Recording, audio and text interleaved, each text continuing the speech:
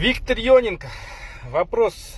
Когда вы говорите, что вам не нужны кандасы, приезжающие к вам с юга, они не квалифицированы, из-за них приходится открывать новые школы, хотя их всего-то на казахском языке в Рудном 4.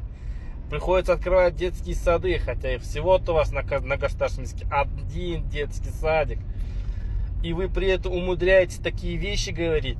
Это, знаете, вопрос сразу же входит к правительству. Почему, когда многие по непонятным причинам за межнациональную рознь сажаются, а данный человек что хочет, то и творит. Это вот отношение правительства и акимата непосредственно областного, даже не то, что там Рудного, областного по отношению к казахам, да?